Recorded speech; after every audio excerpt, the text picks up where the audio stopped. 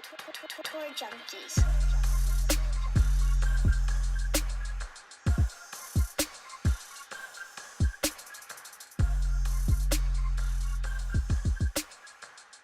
You better count your money. Better count your money. That new list money. You better count your money. You better count your money. We are the Tour Junkies, and we're on a heater. Welcome to the AT&T Pebble Beach Pro-Am 2022 betting podcast. I'm your host, DB, on said heater. I got my boy Pat Perry with me. We are pumped for tonight, and we're also pumped that we are presented by our friends at Covers. Shout out Covers. Covers.com is the place to go if you love sports and you love to win. Winning starts at Covers, and over 20 million sports bettors annually hightail their tails over to Covers, and they do betting stuff. They got content for everything. NFL, although it's wrapping up, you only got the Super Bowl left. You got Major League Baseball going to get started here in a couple months, but the NHL, NBA, all that stuff. And Covers.com is where you go to start your betting process. They've been doing it for sports bettors for over 25 years. Check them out. It's also the only place you can get our exclusive top 20s and head-to-head article every Tuesday for free on Covers. You can go to Covers and you don't have to pay anything. It's beautiful. It's a beautiful thing. Pat, what is also a beautiful thing is a 75-1 first-time PGA Tour winner, Luke List. Yes. 50-1, followed by 75-1. Your boy is on a run. All right. You're on fire. When you bet Luke List every week that he's in the field, Oh, here he comes. I'm just telling the truth. I want to talk about this. I'm glad you brought this up. You're not telling the truth, okay? Luke List is not on my card every week. He's not. Now, he is in Luke List weeks, which last week was a Luke List week. Last week was a Luke List week. There's a number of things I think we can learn from this as bettors, right? Number one, if you watch the Luke List interview or listen to the Luke List interview that we did with him back in October, we always ask our guests. We always ask them if we put up a PGA Tour player interview, we're going to ask this question. So if you only listen to it for this one question, we're going to say, hey, tell us what are the tournaments on the schedule that really kind of stand out to you as a place that you think you'll do really well? For a guy like Luke, we said, you think you're going to notch that first PGA Tour win. He named two places, Torrey Pines and Riviera. Okay. Now he went on and on about Riviera. So we got 2 more weeks, and guess who's going to be on the betting card again? That's right. I'm sure Luke List should be. Okay. Because I think so the lesson there is, number one, trust the Tour Junkies. We're not just interviewing these guys for shits and giggles. Okay. We're interviewing these guys because we want to get some valuable information even for the better. And Luke gave it to us, and then he delivered. Okay. The second thing I have to address about this, because I got some of those people on Twitter. Let me say this though first. We should do a reel of all the interviews and that question, and have a rundown how they answer that. Yeah, we just need somebody to watch or listen to hours. Just and listen hours to those interviews. Actually, pretty damn good interviews. The time codes on them, and we'll do that. Yeah. But yeah, we should do that. The other thing, so I heard people say, you bet him every, if you hit him every week, congratulations. So okay, well, there's actually some truth to that. Yes, I have been a noted Luke List fan. I've believed in it coming, just like a lot of people did Tony Finau for forever. I said Luke List would never win anybody any money. You did say that. Actually, I didn't say he would. I said he hasn't. He hasn't, yeah. A lot of people have done the same thing with Ricky Fowler over the last few years, right? A lot of people did the same thing waiting on Jordan Spieth when he was in a 2-3 year slump, right? It happens, okay? But I guess the thing is, if you pick the right spot, or if you keep picking your spots, right? I'm not going to bet him blind, right? But I knew Torrey was a place for him, and you can't deny he wasn't coming in playing well. He was chalky in DFS. Everybody was talking about him in DFS. He was high owned in DFS. You can't deny that he wasn't playing well, or that he had history there. But hey, the thing is at least I got it. I got him when he hit, because what's more devastating than riding a guy for years only to not be on him when he wins? When he wins. I would be so infuriated with myself if that happened. Yeah, and that happened to us. It did happen to us. Because when Joel Damon won? It did happen with Joel Damon. We didn't have him on the card. I actually talked him up in the Nut Hut that week and then didn't put him on the card. So I do think there's something to that. Like, if you believe in the player that much, we see this every year. We saw it with Finau. We saw it with Jason Kokrak. Co-crack. It just happens every year. Like, a guy like that is gonna get it done, and I'm so glad Luke got it done. Plus, like, listen, we don't charge you for picks, right? You're not paying a fee, and we text you our picks. Like, we will never do that. Absolutely never. It's never gonna happen. So part of this is fun for us. Like, we bet on golf for fun. And I love watching Luke play, and I like Luke. We've gotten to know Luke a lot. He's a member at our club, at my club. Like, he's a great dude. And so I'm pulling for him. So it is easier for me to pull a trigger on it. So screw the hatred there, number one. Um, but I also had some interaction with Luke, actually. I now well, a lot of people saw me go bananas on Twitter when he won. I was at a wedding in Dallas. As you should. Yeah. It was an open bar, liquor bar, everything you wanted at the bar, open bar. And your boy had a day. I had quite the day, and I was watching live when he hit that shot and just let his nuts drag all through the fairway at the 18th at Torrey. And I was watching live, at the reception, literally like on the dance floor. And so then the fingers just start, the Twitter fingers just start blowing up. And it got a little out of hand. I was not fully clear-headed. And looking back on it, I went a little overboard. Of course, I also, um, kinda drunk texted Luke that night to tell him congratulations, and then I was like, "What an idiot. Why did I do that?" He's got like a million text messages. But he did reply, in the middle of the night, and all he said was, I said, "Feck yeah, man. Way to let them boys hang on the last hole. Congrats." He says, "Thanks, David. It was all Siwoo." He knows, man. He knows. Mhm. Luke has been very good to us, and above that, I'm making fun of a guy at our club. Luke played in, like, this exhibition thing at Champions a couple months ago, and this loser member of ours literally said that to him, if you're watching on YouTube, said that to him while right when he was about to hit. And I was like, "You gotta be kidding me. What kind of establishment is this? We just let anybody in." But, anyway, he's a big fan of Siwoo as well, and we told him on our show that he was kind of our, he was the one we wanted. We want Siwoo, and so he's been lobbying for us. And in fact, so he sent me that text, and then last night we were flying home from Dallas, and guess who was on our flight from Atlanta to Augusta? I wish I could say Siwoo, but it was Luke and his lovely wife Chloe and their two lovely kids. Great family. We started talking, and he said, I said, "You talked to Siwoo?" He said, "Dude, first of all, he said, "I played with him on Saturday, and the guy just continues to be so electric." He's amazing.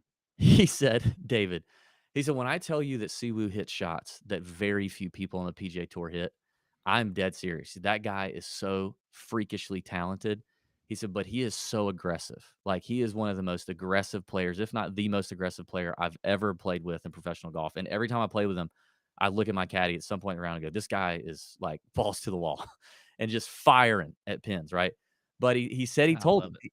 he said, "I told Siwoo, you got to get on my buddy's podcast. Like, they want you on. They made your t-shirts. Like, they've been trying to have you on." He said, "I was telling him on Saturday." And he goes, on Saturday, he said, Siwoo's like, "No, my English not good enough. My English not good enough." And Luke's like, "That is bullshit." He said, "I know your English is good enough, and you know your English is good enough. These guys know your English is good enough because they've had enough people who know you and are around you that have said your English is good enough." But, like, apparently he just doesn't want to do it. So, but Luke said he told him, he's like, that's a crutch, and you're lying." So Luke said he's working on him. But he also said, he said Siwoo is the only player on tour who stays on his cell phone the entire round. He's like, live round, he's tied for 10th, and he's on his cell phone the whole time. So, producer Sam says he will learn Korean for Siwoo to translate. I think it's just time for Siwoo to come on and speak his good English and, Yeah, like, yeah. let's bring it out to the world, Siwoo. It's We don't time. even speak great English, honestly. Yeah, Um, seriously. Also, Luke said he went and saw a putting guy. This is inside baseball here. He went and saw a putting guy, and he feels really good about the trend up with the old flat stick.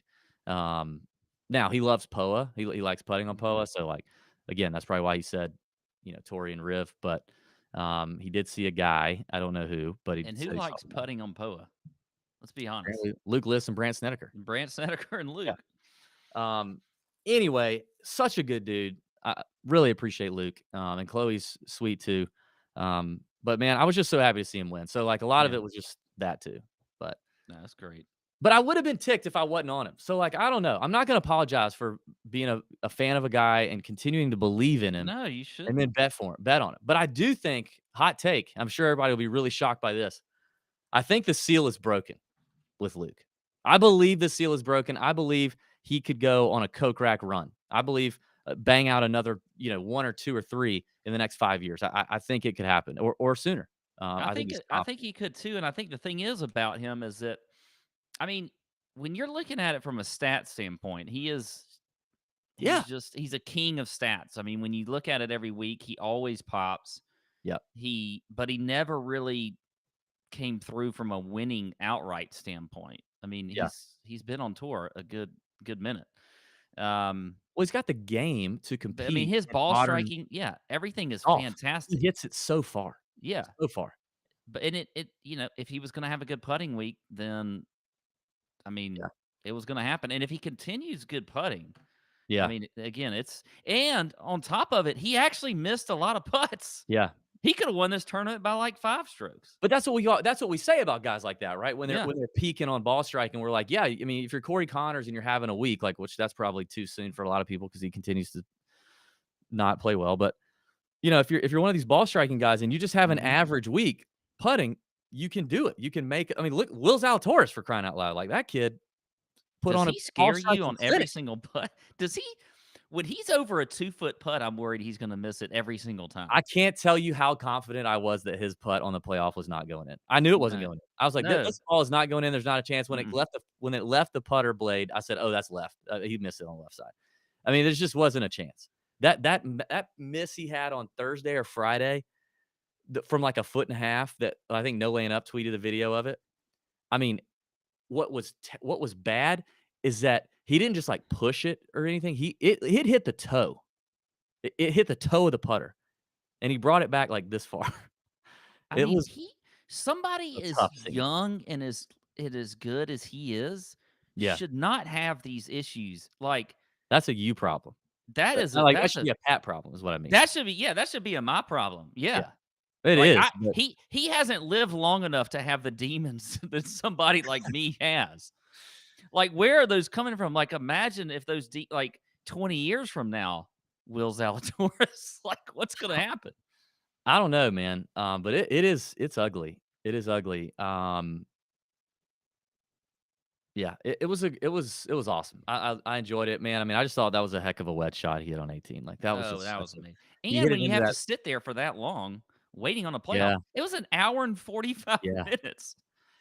That's the other thing, like, about golf betting, like, that's the other thing, like, it's just so you just have to get so lucky a lot of times. Like, there's no denying that, yes, it feels great to hit 2 in a row, but and the process is you feel like your process is bulletproof at that point, but you just get so lucky to hit a winner in golf. You really, really do. I mean, we do the best we can to pick out trends and stats and value and find the value on the board so that if the best guys on the top of the board don't for some reason win, that you hit the right guy. But you can't imagine how lucky, you know, whether you're on a hot streak but it also like reminded me like when you're in the cold zone, which I was. I mean, you were super hot in October. I mean, you Mhm.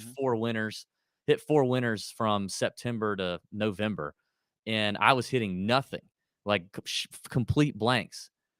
And I don't know, it just reminded me like, and I think that's another like little takeaway here as we wrap this part up. But like, it's just a reminder that it doesn't necessarily mean that your process or what you're doing or the players that you're even picking are bad or is wrong or whatever. You're just like a few little breaks here and there for these guys, and boom, you've got it. Like I was texting Pat, into the back nine. I was like, Luke better get to 17 under, or he's not. There's no way he makes this.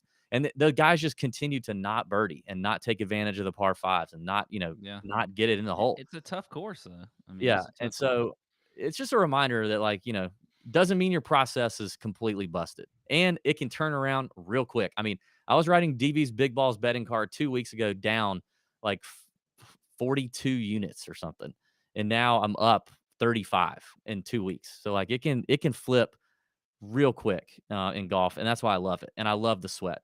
I also will do this, and Chalk Bomb Ben can testify to this in the Nut Hut maybe, or if he's watching, he can comment. On Wednesday or I think it was Wednesday or Thursday, I was talking to him on the phone, and I said, "I'm gonna let you know right now that it is like Luke List time is coming. It's either happening this week or it's happening in the next couple weeks. It's happening for Luke List." It was either round 1 or round 2. I believed it, man. I believed it. So pumped to see it happen. And I will continue. I will hammer Luke List in 2 weeks at Riviera. He's taking the week off this week. He's gonna play Waste Management, and then he'll be at Riv. So there you go. All right, that's enough of that Luke List gloating. Yeah, Sam's like, "You've been gloating for 15 minutes." Well, it's a good conversation. It's a little bit of betting theory, you know what I mean? New shows this week. We got an event in Saudi Arabia that our boy Mark Hill is going to be breaking down. Victor Hovland took that one down at Abu Dhabi, I think, last week. So Mark Hill's dropping that on Tuesday evening or so. And then Garrett Simmons, the Korn Ferry Tour caddy, host, the Korn Ferry Tour betting show, is recording tonight. And so that podcast should be on the Korn Ferry Tour podcast feed, Korn Ferry Tour Junkies podcast feed in the morning or sometime late tonight. We're recording live here on Monday, and that will also be up on YouTube on Tuesday morning. So the Korn Ferry Tour is in Panama, I think, and he's got Ed Lohr. Oh, Ed Lohr is special He's guest. amazing. Ed Lohr's a good guest. We've had Ed Lohr on the show before. Ed Lohr actually won the event in Panama before, so he's going to talk through that golf course, and they're going to talk through some names they like. So that'll be good. Check that out. Before we get to some betting discussion, course breakdown, outrights, top 20s, all that stuff, Pat, we do want to announce a contest. I'm excited about this, Pat. Are you? You're excited about it, aren't you? I don't know if I am excited about this or not. All right. Last week we announced the details of the betting. Of the golf event, the live golf event happening September 23rd, September 24th near Pottsville, Pennsylvania, at Mountain Valley Golf Course. There, it's going to be a lovely time. But we announced this Team DB versus Team Pat rivalry match that is happening on Friday. It is an pretty exclusive event. You know, it's going to be limited seats available to this, and the tickets are going to go on sale here in the next couple weeks. So you will, when you register, when you sign up, you will have to choose a team, Team DB or Team Pat. And there's no flip-floppies, no swappies, no changing around. When you lock it in, you're locked in. And then when you get on site on that Friday, teams are separating. F you, we're going to our spot, you're going to your spot. We're practicing together, we're eating together. We're going to get riled up for this thing. We're going to do this right on Friday, the first day of this event this weekend. So we thought it would be fun because there's been some people announcing teams, and I got on here last week and poor mouthed that nobody wanted to be on my team, and I managed to drum up some interest. Now, it doesn't mean anything. Drummed up a lot of interest. It doesn't mean anything until you drummed up all this interest with your whining and complaining. But it doesn't mean anything until people buy tickets and say Team DB. So yeah, I will say that. But we thought it would be fun for a contest for you to reveal which team you are on. So think of it like a high school recruit committing to a college, or producer Sam said a gender reveal is pretty funny. Get creative with it. Okay. We're going to pick somebody who does this the most creatively and entertaining and funny. We're going to pick somebody and we're going to pay for your trip, not your travel, not your accommodations. We're going to pay for your golf entries for Friday, Saturday. So that includes your golf on Friday, your golf on Saturday, 2 meals on Friday, 2 meals on Saturday, I think, and all your beer for the trip. All that will be taken care of. So all you got to do is figure out how to get there and where you're going to stay. But we're going to let you sleep on the range. We're going to let you camp out on the driving range. So you could stay for free as well. So it's just one winner, right? Just one winner. We're going to pick one winner. We're going to have a mediator here. We're going to have like Sam and Ben and I don't know. Neutral parties decide I don't think who was the most you and I should be able to pick. Yeah, maybe we shouldn't. We'll have to work on that. But just one winner. And you're going to need to put it on social media, Twitter, Instagram, TikTok, Facebook, whatever you got. You put it on all the channels. Hashtag Team DB, hashtag Team Pat, hashtag Golby's Cup 2022. That's Golby's Cup 2022. Do that hashtag, and we'll go from there. Maybe we'll let a neutral third party decide who wins this thing. Well, I mean, right now, like if with 85% of the people choosing Team DB, if you're like the 15% of the people that might choose my team, you're probably going to get a better look at winning, because like it's going to be like 100 entries to 15. we're going to be looking at the maybe the team pad entry gets a better look I don't think so, but because it's going to be fun. diluted. It's diluted a little bit. I will say if you've already committed, that's fine. You can if you've already told us who you committed to, that's fine. It doesn't matter. Like you have announce it on social, put it out on social, get creative. Let's knock this out. That should be fun. So be on the lookout for that. Tickets will be going on sale for that here pretty soon.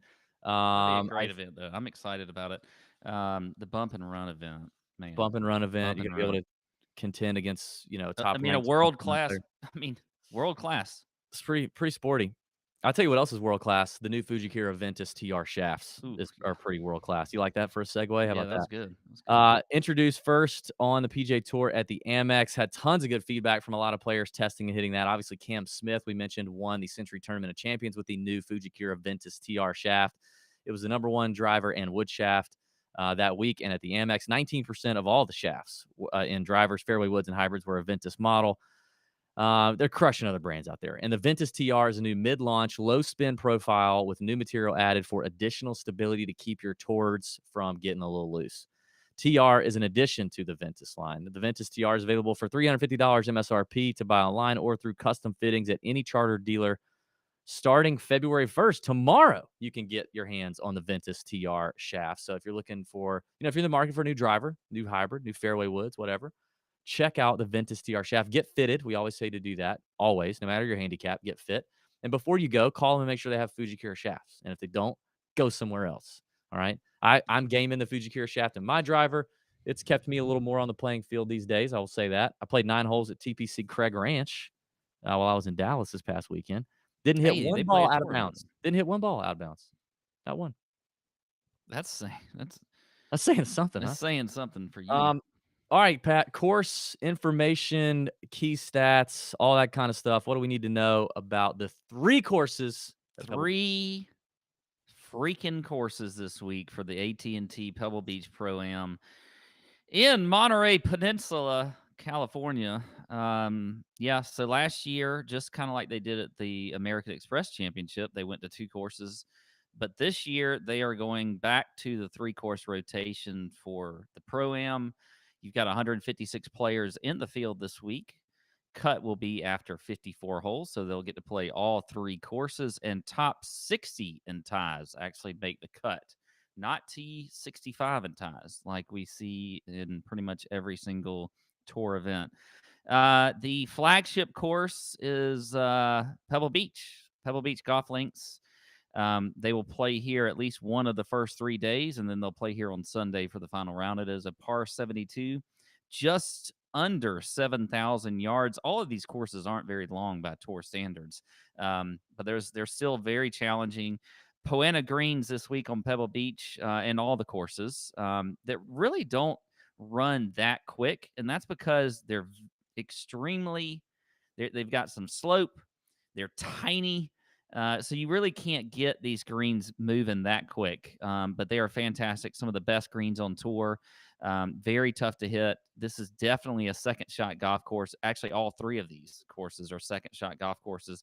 So you got to be good on approach, and then you got to scramble well if you miss the greens out here, because you are going to miss some of these greens. If you think about the U.S. Open when Gary Woodland won with Justin Rose, coming up there, also right there. Both of them just scrambled incredibly well.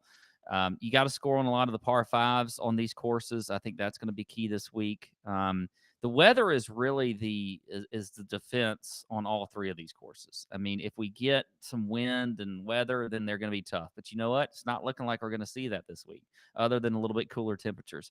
The other 2 courses are Monterey Peninsula, this is the shore course. It is also just under 7,000 yards. It's a par 71 with Poana greens.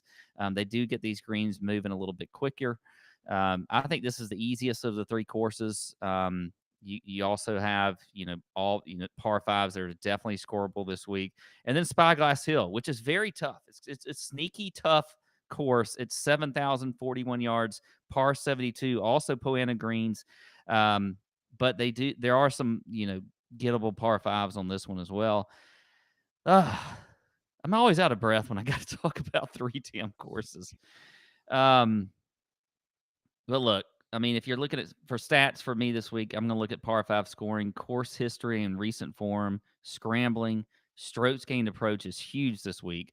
Poana putting, I'll look at that as kind of an outlier. Good drives gained. I like that stat this week on Fantasy National. I think good drives gained is something that you want to look at. And that's about it. Yeah. Past champions, Daniel Berger last year, 18 under. Then you had Nick Taylor in 2020 at 19 under. Phil Mickelson, 2019 at 19 under. Ted Potter at 17 under in 2018, and Jordan Spieth in 2017 at 19 under. So you're looking at right around that 19 to 18 number is what we typically see the winning score here. Talking about odds also, I mean, we've seen long shots here. Now, you see like Daniel Berger was 18 to 1 last year or in that range, but then Nick Taylor was about 150 to 1 the year before that. You know, Mickelson was 25 to 1. Ted Potter was 500 to 1 when he won. Jordan Spieth was 9 to 1. So obviously one of the favorites when he won in 2017. But before that, you had Vaughn Taylor, I think, in 2016, and he was like 300 to 1. So you can definitely get some long shots on this course. It's a painful tournament to watch, though. It really is, with all the amateur stuff and everything else, and the played out, you know, whatever Bill Murray is going to do that he Whatever does Larry the every, Cable Guy's doing yeah, again. it's And just they're gonna shove Macklemore down our throat. My God, I mean, they force feed Macklemore, and as a former Macklemore fan, I used to like him. I can't take him anymore. It just like the golf community is so excited to have somebody pushing the limits of like golf fashion and this hip hop icon or whatever, and they just lose themselves all over him. I can't take it.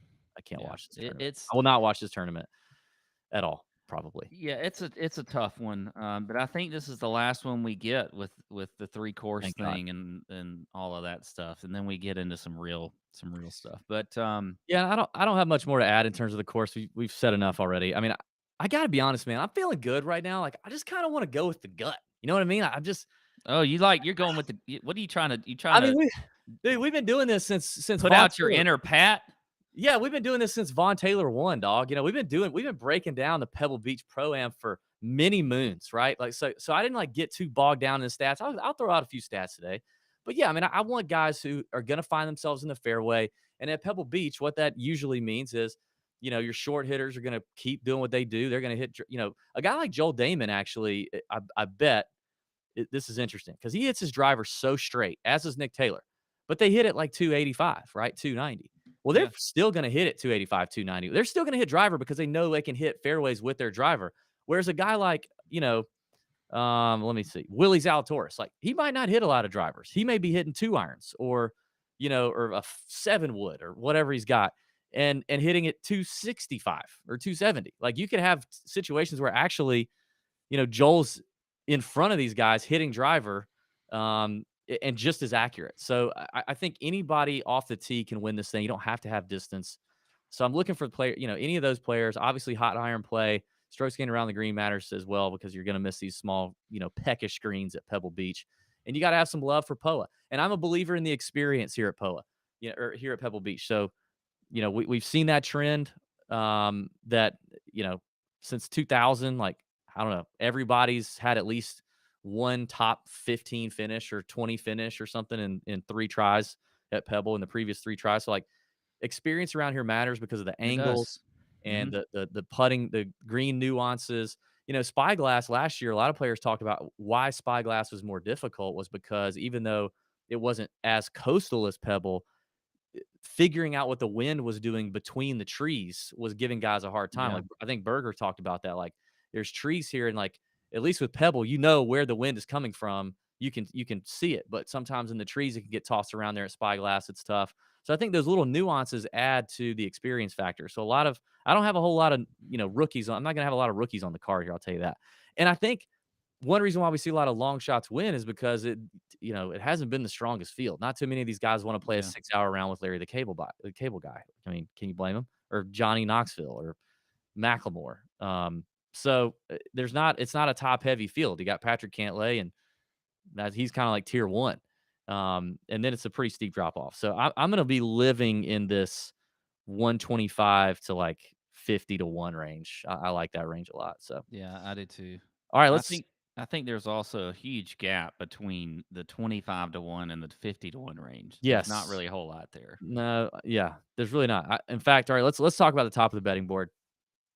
You got Patrick Cantlay up top, 7-1, Berger 10-1, Willie Z, Jordan Spieth 18-1, Jason Day 20-1, Justin Rose 20-1, Seamus Power 22, and Tringali and McNeely at 25.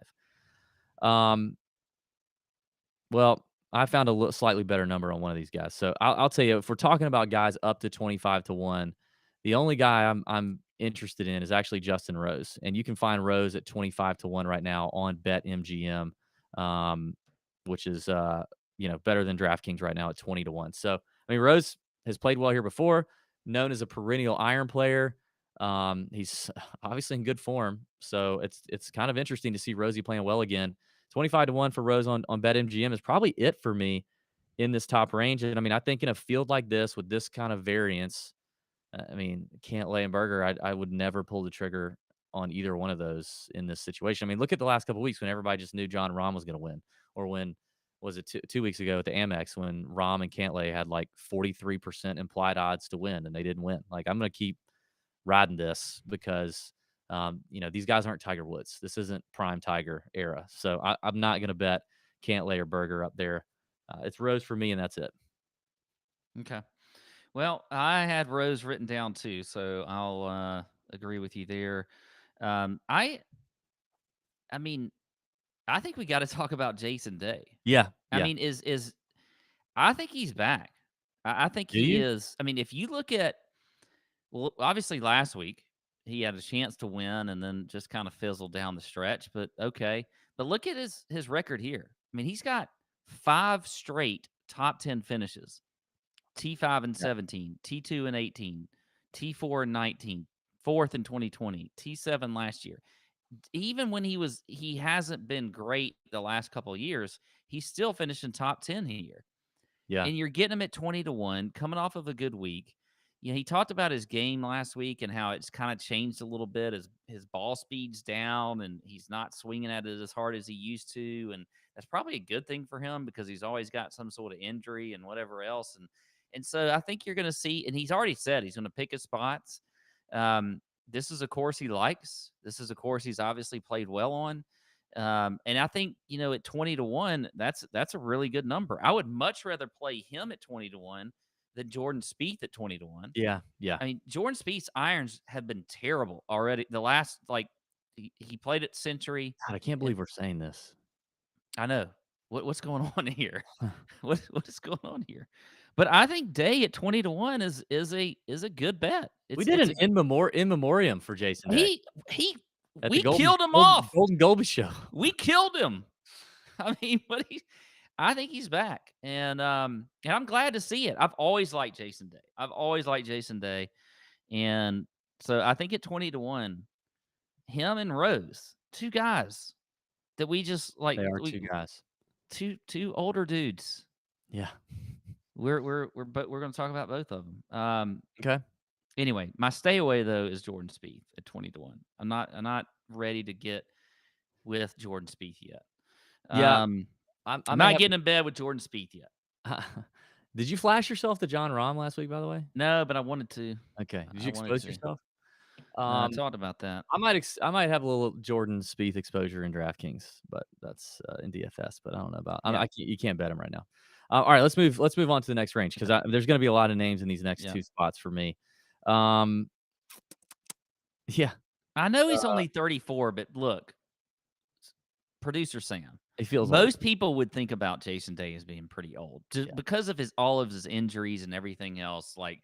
He's had more injuries. Takes a lot of vitamins. He's probably got the most expensive urine on the PGA Tour. Just chock full of vitamins. Anyway, moving on. 20 beyond that 25-1 up to 75-1 number. Bunch of names in here. You got to shop around. I mean, all right.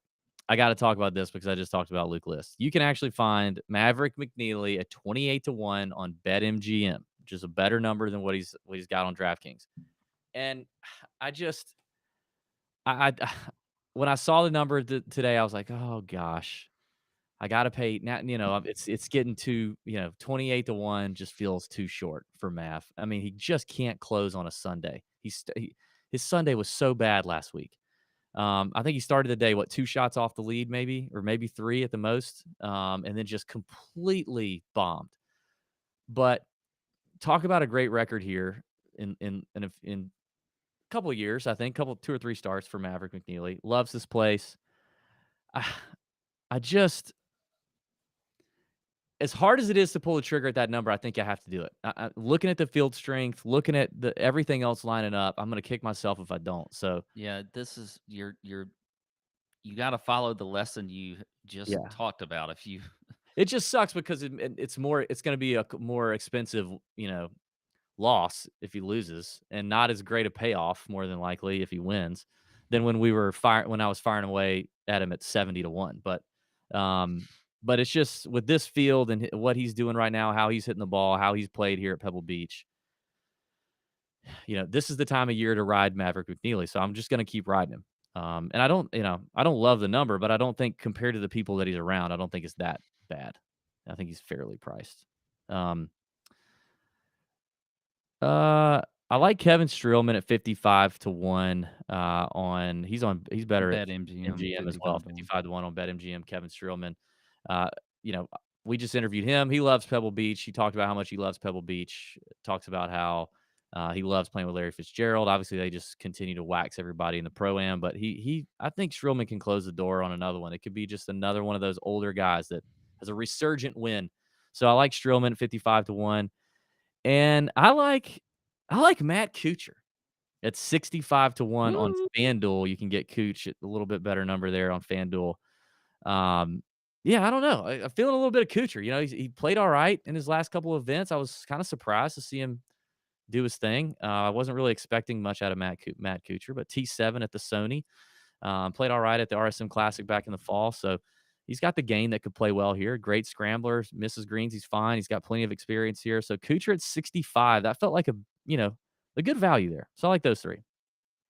I feel like I haven't heard you actually pick Matt Kuchar since before the L2 can days. Yeah, I don't know that I have. That might have been the first mean, time. He's been in the he's been doghouse for me for a while. Yeah, he has. All right. I'll give you a few here because I did like Streelman also. I saw him at 55-1. I like Mito Pereira at 50-1. I talked about him last week in the Nut Hut, and everybody just came down upon the hate came down upon me for even thinking of Mito Pereira for the tournament last week. And what did he do? I think he did pretty well. He did pretty well. So he was what was he last week? Top 25, something like that. He was 25th. 25th. Yep. So I do like Mito, though. I think this is another good week for him. He has been playing well. So I think at 50-1, that's a good number for him. I like Kiz at 50-1. I looked at it. Everybody talks about Kiz, and I think the narrative, and we kind of created it because he talked about it on our show, and talking about our interviews again. He's been on the show, and he's not a big fan of Poana greens, but he actually putts okay on them. It hasn't been that bad. But he's just a good putter in general. Yeah. But if you look at putting in this field, he is 11th in strokes gained putting on Poana greens over the last 100 rounds. He's played well recently. Third place finish at the Sony Open. So I think Kiz makes a lot of sense right here at 50-1. And all 3 of these courses are good courses for him. And I think that's why he plays here. Even though he may not, say he likes Poana greens, they're all good fits for him as far as the courses that they're going to play this week. So I like that. And then here's another one that I think kind of would surprise people, especially when you look at his odds versus the name that he is. And then even if you looked at the DraftKings prices in fantasy. But Denny McCarthy, I think at 66-1 is a really good play. I mean, you look at the stats for him. I mean, he's a great scrambler, top 10 in the field. He's it fits, accurate off the tee. Fits Denny. Checks a box in par 5 scoring. I think Denny McCarthy is a really good play this week, and I like him at 66-1. Doesn't have a great history here, so if you're If you are big on that, then you're probably not going to like it. But if you just look at his last few events, I mean, he's had top 15s in 3 of his last 4 events, including a T6 back at the the American Express a couple weeks ago. So I think Denny McCarthy is also a good bet there at 66-1. You'll notice, like I said, there's a huge gap. There's Yeah. not really anybody in that 30, 40-1 that I No, like. there's not. Yeah, it kind of goes from. I mean, for me, it goes from like McNeely to Streelman at like 55. I kind of Seabez kind of caught my eye a little bit. Christian Bezuidenhout at 50-1 caught my eye just a touch. If I were going to go a first timer at Pebble Beach, you went Mito. I think I might go Seabez. Yeah. Kind of has the game for it, but we'll see. We'll see how it all shakes out on the betting card. I will say this. I have been, while I've been cooking up winners, I've also been cooking up some sweet meals in the kitchen ever since HelloFresh came on board to support the Tour Junkies last year. My wife and I kind of got hooked on it. We really did. I mean, we get HelloFresh meals every single week. Pat, you know this. We get them delivered every week. We love cooking them. It saves me from having to go to the grocery store so much. And even when I go to the grocery store nowadays, you can't find meat on the shelves, But, I mean, HelloFresh sends me chicken every time or beef or whatever I want. They actually have it there. They actually have it at HelloFresh. So it's a great time to focus. New year, you can focus on saving money by ordering less takeout or learning to cook, prioritize your wellness. HelloFresh can cater all the meals to you there. And they deliver pre-portioned ingredients to your door, including farm fresh produce that arrives within a week. So you can get all the convenience and you don't have to skip on quality. It's great food. Skip the trip to the grocery store, like we said. Saves you from all that mess and saves you from having to waste food at restaurants, waste money at restaurants, really. I love HelloFresh. Legitimately do. Really appreciate them. It Supporting is the podcast. legit. I did this Monterey Jack hamburger. Yes. Very good. Those things, my goodness. My favorite is there's like a Korean barbecue meatball recipe that's like got some kick to it and some rice and green beans. It's very good. So anyway, go to HelloFresh.com/TourJunkies16 and use code TourJunkies16, all one word, for up to 16 free meals and 3 free gifts. So you can send your friends a free HelloFresh meal. Send your mom, send somebody who babysat your kids for you as a thank you. Send them a meal. It's a nice thing. 16 meals? 16 meals you get for free. So that's a half a month. Yeah. Go to HelloFresh.com/TourJunkies16. Use code TourJunkies16 and get 16 free meals and 3 free gifts. It's America's #1 meal kit. HelloFresh is the way to go. And we appreciate them supporting the podcast. Mito horny. Oh, God. Did I do that? Was that an appropriate time for that? Did I do that? I don't know. Oh, Sam did that. Oh, Sam's getting crazy tonight. Sam's just button happy over there. All right. Yeah. Talk to me about this longer range, kind of up to the 125-1. Start me off there. I got a bunch of guys circled here. I mean, you got, I really do. You got Scott Stallings in here. Aaron Rye, people have been asking me about already today. Former champion Nick Taylor, former champion 2 times, I think, Brandt Snedeker. Our boy Joel Damon's back in the field. Brandon Harkins, great story there. I mean, we're old enough to remember when Brandon Harkins had his tour card. We were doing DFS reviews. Just one on the Corn Ferry Tour. That was just one on the Corn Ferry Tour in a playoff. Big friends with Damon and a few others that live in that Scottsdale area. Yeah, and he's a West Coast kid.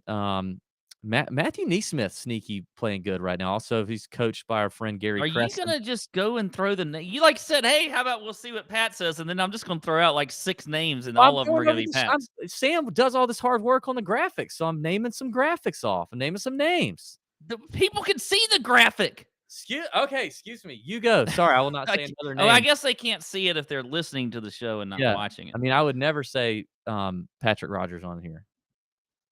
You say why not? Why would you not? I don't have them written down. Oh, I'm shocked. Okay, go anyway, let me see if I can name somebody else besides what you just said.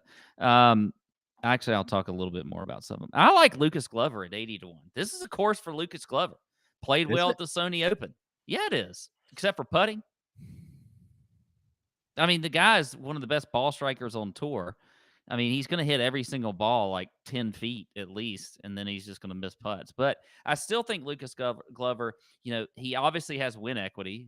He's won several times on tour on very difficult courses and on easy courses and whatever else. I think Lucas Glover checks the box here for sure. You look at his approach game, top 25 in the field, top 10 in ball striking, which I just said. I mean, he's a great ball striker. And his putting is terrible. But if he has a good putting week, which he can do, I think he can certainly win here. So I like him at 80 to 1. I'll let you talk about Joel Damon. I don't know. Jury's out on Joel Damon. All I know is this is one of Joel's most favorite courses in the world. Like he loves Pebble it Beach. is. It He is. wants to. He would love to make the cut and play an extra day at Pebble. I guarantee you. Well, I will say, And it should suit him. yeah, it should. But one of my favorite plays in this range is who you just mentioned, Matthew Naismith. I think that, I mean, he is Okay. a guy who has played fantastic recently. You look at the stats here. He definitely, he's kind of like he's the young Luke List. He is like, I mean, he really is. I mean, he's a good ball striker. He's top 20 in the field in approach. He's He's top always been a 20. good iron player. I don't know if he's got the distance Luke does, but He he's doesn't have the distance, but you don't need it here on this no, course, no. obviously. But he's 110th in the field in strokes gained putting on Poana greens. But I still think Matthew Naismith, the way he's been playing lately, I think that's a big deal for him. He's obviously coming in here with a lot of confidence. So I think he is a very good play, and you can get him, right around 100 to 1. So that's a good number for him. And the last 2 times he's played here, you talked about, the course history here, and since 2000, everybody that's won here has had at least a top, what did you say, 16 place finish or 20 yeah. finish in the last few years. Well, he's got a T16 and a T11 in the 2 times he's played here in 2020 and 2021. Yeah. So he fits the bill on that as well. So I think Matthew Naismith there at 100 to 1 is a very good number. The last one I'll say is somebody we haven't seen in a while, but he is obviously experienced on tour, and this is just a good course fit for him, and that's Charles Schwartzel. He's at 100 to 1. But his T5 here a couple of years ago. I mean, I think he can pop. Now, he may not win. He may be more of a DFS play or a top 10 play or something like that. But who knows? I mean, so there you go. I'll start off with Michael Thompson at 80 to 1 on DraftKings. He's just I can't quite nail him. I mean, I had him at the Amex. He missed the cut. I didn't have him last week. He finished 11th. I mean, he's very volatile, it seems. And even his record here at Pebble is volatile. He's got missed cuts, 39ths, and then he had a 10th in 2019 here. And it does seem to be a course that would suit the shorter hitting, fairway finding, scrambling, putting Michael Thompson. So given that we've seen some really, hot flashes of Michael Thompson with a 5th at the Sony, gaining 6.5 strokes with his irons, and an 11th last week, gaining 6.5 strokes tee to green, most of that being around the green, like he can obviously pop. He's got a lot of upside. So, and we know he's a PGA Tour winner. So at 80 to 1, I feel like he can close the door if he wants and do his thing. So I'll start there. A guy that, man, I just look at him more and more and I go, is there anybody on the PGA Tour that is more guaranteed to finish between like T32 and T38 than Nick Taylor? I feel like every gosh dang event he plays in, that's what it is. He does not miss a lot of cuts. He does not have a lot of top 10s. He does not have a lot of top 25s. Like, it is just make the cut and make $60,000, make a teacher salary with a master's degree in a big city every freaking week. That's what he does. But he is a previous winner here. He does come arriving with some form. We've seen him play twice now, 33rd at the Amex, 30th at the Farmers. Tends to find a lot of fairways and then, kind of chip and putt over his career. Just very average, very, very average Nick Taylor, 100 to 1. I mean, I looked at other names in there and I'm like, well, I mean, I'd rather have Nick Taylor. But don't you just think if you're going to talk about it that way, shouldn't you just maybe hope that he finishes top 10 and take him as a top 10 bet or something like that? Yeah, no, I have him as a right now I'm looking at him as a top 20. I was going to wait and save that, but I do like that top 20. Adam Hadwin at 100 to 1 on FanDuel was popping for me as well. I'm kind of interested in him. And maybe maybe a little Amish Troy Merritt. I'm kind of looking at him as well, 100 to 1. He's on FanDuel as well, a little better number there with Troy Merritt. So those kind of guys, like those kind of just accurate plotters that can kind of get hot from one week to the next. That's kind of what it is. So that's it. All right, let's go to the long shots. Bombs over 125 to 1. I initially in my research, I'd written down a bunch of names here, and then as I started to try to narrow it down, it actually ended up I don't have a lot of names here. I don't have a lot of names at all, to be Yeah, honest. I mean obviously there's a lot of guys, but like when I first saw it, I was like, "Ooh, Taylor Pendrith," and then I'm like, "No, he doesn't really fit he doesn't fit like the first timer narrative." Like, and then his biggest weapon is his distance, which is I think neutralized this here. is where you mentioned early in the show going with your gut a little bit. I Yeah, think this is a range where you can, if you see a guy and you're doing your research and he doesn't pop on all the stats and whatever else, but you just you're like, hey, I've seen him, I've watched him lately. yeah. He's had some good form here and there. I've seen him play well at Pebble Beach just by memory or whatever. Like those are the kind of things where you just say, I'm going to take him. I'm gonna take him, even though he may not, fit a lot of stat. This is when you can overthink it a little bit. Just go with some gut here. Okay. All right. Well, I'll give you a couple of those because I definitely got some gut calls here. I'll start with JJ Spawn, a guy who I was on last week, finished 34th at the Farmers. I like the recent form. The history here is terrible, but he's a West Coast guy. I don't really understand it. Now, he's come into this is definitely one of the better years for him in terms of incoming form into Pebble Beach. He's 150 to 1 on FanDuel, but his ball striking right now has looked very solid. He's gained strokes with the flat stick like the last, I don't know, like 5 out of 7 or 8 events with the putter. So I think JJ is interesting. He is typically a West Coast thriving guy, and he is playing good right now. He's just never done well at Pebble. So 150 to 1, maybe sprinkle a little something on that. Hubbard at 200 to 1. I just love homeless Hubs at 200 to 1 on BetMGM. Another accurate guy who can get real hot with the putter. And then this is a gut call. I'm scrolling down looking at this name, and I went, you know what? I might throw out a little 400 to 1 on DraftKings. Luke Donald.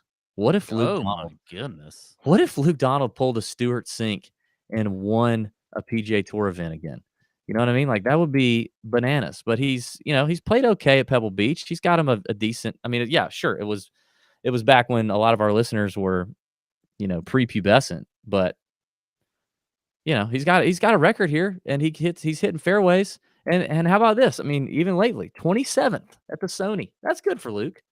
16th last year at the 3M Open. I mean, there's been little pops of Luke List, and this is one of those golf courses that should suit him. So 400 to 1, whatever. In other words, I'm probably not going to have a lot of people in this range. Okay, well, I'm surprised did I miss this? Maybe I missed this guy. Did he withdraw? Because I just feel like he probably did. I'm about to make an idiotic statement because he withdrew. But how about Joseph Bramlett? A guy that we've seen play extremely well the last few weeks. He What's was his super record here? Because I see him as like this is not a great fit for him. What's his record here? He has hang on. Let me go I think he's starting to he finished top 20 here, T18 in 2020. Yeah. And T63 in 2021. So he's played here twice. He's made the cut both times. He's played here 3. He's also played in 2012. Holy crap. Good Lord. What was he doing then? Was he like a baby? Finished 40th. That's pretty good. Yeah, that's pretty good. Anyway, I mean, you look at him, he is for the same reasons he's a good ball striker. He's 35th in the field in strokes gained approach. It's not, I mean, if we were so high on him last week, I know maybe it was he's a long ball hitter. He's a long distance hitter. Yeah. Yeah, but still, I mean, a top 20 here a couple years ago isn't bad. I mean, it means he's obviously So I think Bramlett's one of the, and he's 180 to 1. For a guy that's played as well as he has, I'd rather have JJ Spawn. I was out on JJ. I'm just Spawn. I don't know.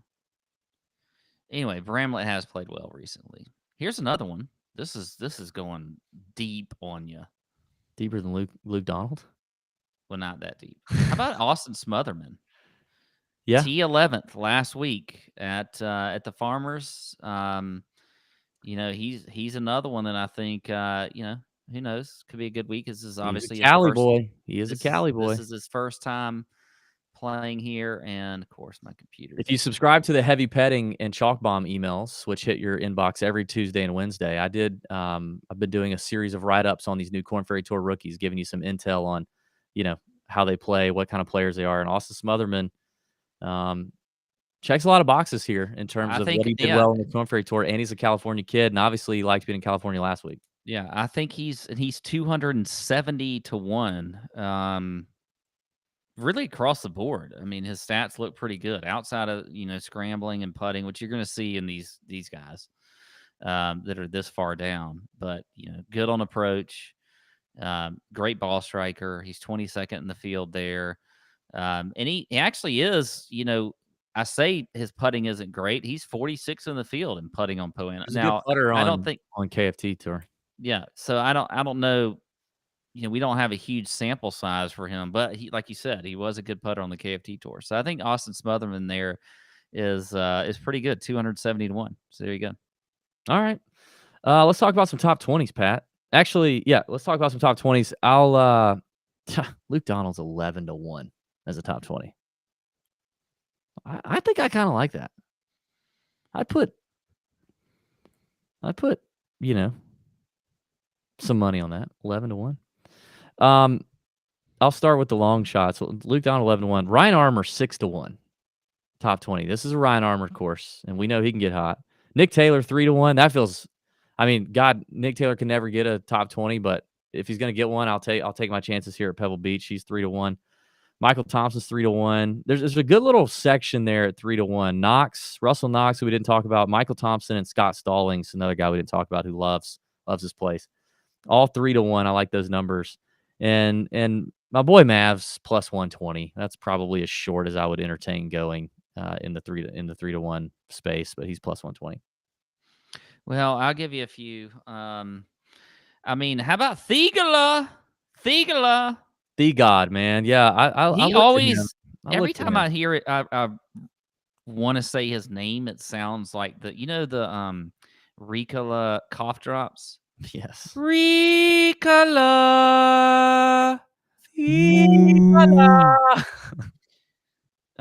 He's plus 350. I think he could be a good top 20 bet. Lucas Glover, as I mentioned, as an outright is plus 300. Matthew Naismith at plus 350. Smotherman is plus 400. I like that as well. And then here's my this is a gut play for me. I played him as a gut play last week, and he actually did pretty good for me in DFS, and that was Alex Smalley. He is at plus 400. So there you go. All right. All right. We named a lot of names. On this betting show, this betting preview show, where we're hot right now.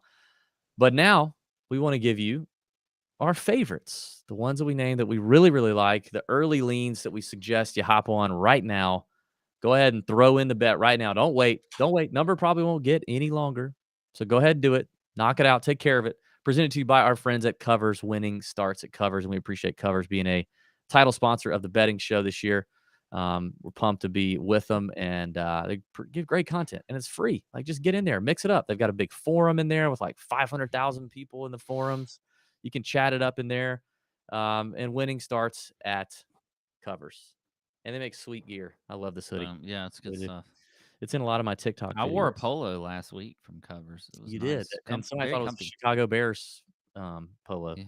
All right, Pat, hit me with your favorites. Who you got? All right, I'll give you a few here on the shorter end. I'm really loving Jason Day at 20 to 1, so I'm going to go with that as one of my favorites here. I'm also going to go with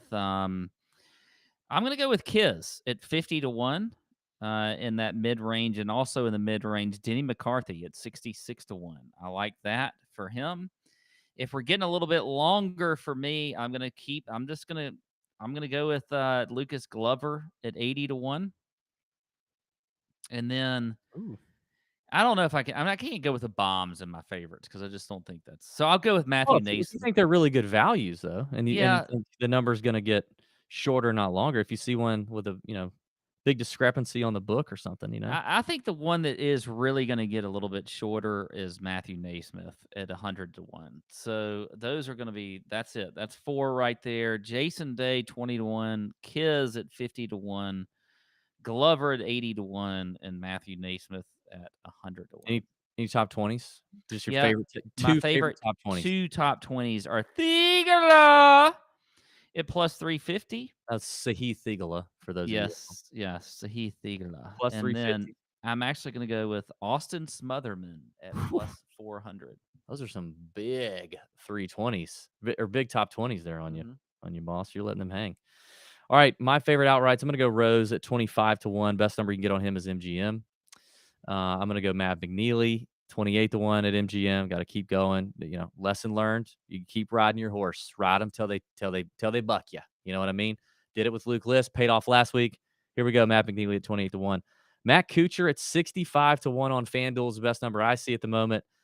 Good God, I can't believe I'm playing Matt Kuchar, but I am. It sets Can't up even to be a believe I'm Matt hearing Kuchar this. course. Streelman at 55-1 is the ultimate course horse here. Absolutely. Just had him on the podcast. If you haven't heard that interview, you need to check that out on our YouTube channel or our podcast feed. Great interview. Kevin Streelman, great dude, and absolutely loves this week. Loves Pebble Beach, loves his playing partner. You talk about 6-hour rounds. Like Streelman would love this place if it was 8-hour rounds. He would do it. He loves this place. And then finally, Nick Taylor at 100-1, former champion, just all around accurate guy. Hits a lot of greens and reg. Just have a hot week with the putter and you're in. And then my favorite top 20s are Nick Taylor at 3-1 and Maverick McNeely at plus 120. Those are 2. I'm going to go ahead and get those now. There we go. It's an ugly field, but we're here for it. You know what I mean? We're here for it. Yeah. And listen, if you want to bet on it, want to bet on a lot of stuff, you got options this week. Hey, do we have an LPGA Tour event this week? Do we have Crazy Marcus? Poor Crazy Marcus. His article, he just nails the top 10, but he can't get the one that finishes first to save his life. But we got Korn Ferry Tour. We got DP World Tour in Saudi Arabia, I think. Anyway, we got all kind of betting stuff. You can bet on. There's like 500 golfers you could bet on this week, and we're going to break them down for you right here on the Tour Junkies. Thanks for watching. Thanks for listening. Let's make it 3 weeks in a row, people. Let's keep the heater going.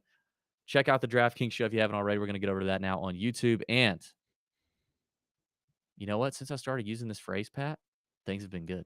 Mm-hmm. Bend over your book.